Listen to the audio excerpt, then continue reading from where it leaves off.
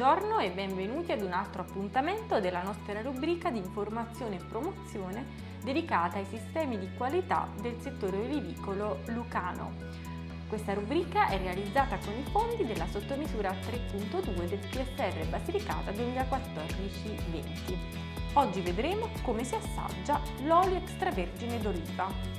Dunque, per prima cosa ricordiamo che per qualificare un olio come extravergine d'oliva è necessario che questo sia sottoposto non solo all'analisi chimica effettuata in laboratorio per andare ad individuare alcuni parametri come l'acidità, i perossidi e così via, ma è necessario che l'olio sia sottoposto anche all'analisi organolettica ad un duplice scopo, quello di valutare l'intensità dei suoi attributi positivi, quindi fruttato, amaro e piccante, e quello di individuare l'eventuale presenza di difetti come rancido, muffa, abbinato e così via.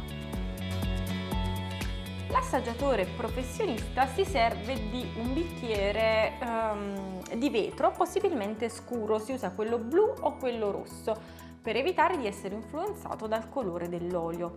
Il colore infatti non è indice di qualità e tutti i colori che vanno dal giallo al verde sono ammissibili.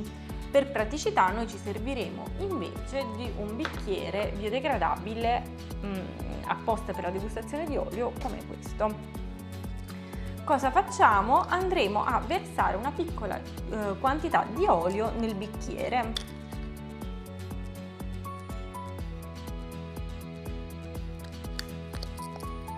A questo punto lo faremo roteare con una mano e lo copriremo con l'altra.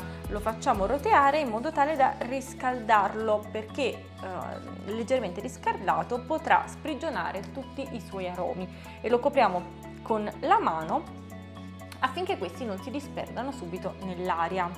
Ha inizio ora la fase che si chiama olfattiva, quindi andremo a scoprire la mano e ad odorare l'olio per vedere subito la presenza del fruttato, cioè di un profumo che, oltre ad avere, poi vedremo, potrà avere tante note particolari, note erbacee, note dolci, ma come prima cosa deve avere un odore che richiama al frutto dal quale l'olio proviene, cioè l'oliva.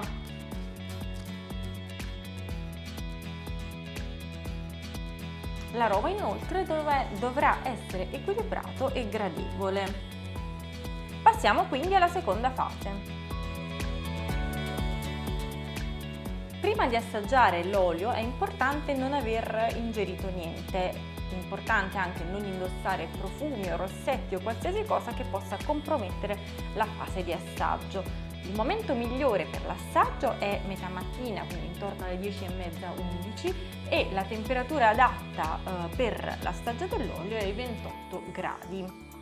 Come avviene l'assaggio? Quindi si mette una piccola quantità di olio in bocca e si ottiene un'emulsione di saliva e olio. A questo punto si aspira facendo delle piccole suzioni in modo tale che l'olio arrivi alle papille gustative e che si attivi anche la retroolfazione. Così sarà possibile percepire anche il retrogusto e quindi la consistenza e la fluidità dell'olio. Dopo aver effettuato questo passaggio, l'olio, così come il vino, si espelle, non deve essere mai ingoiato, ed è inoltre opportuno non assaggiare più di 4 tipi di olio diverso uno dopo l'altro per non confondersi. Grazie per averci seguito e ci vediamo al prossimo appuntamento della nostra rubrica. Se avete dubbi o domande, scrivetecelo nei commenti. Ciao!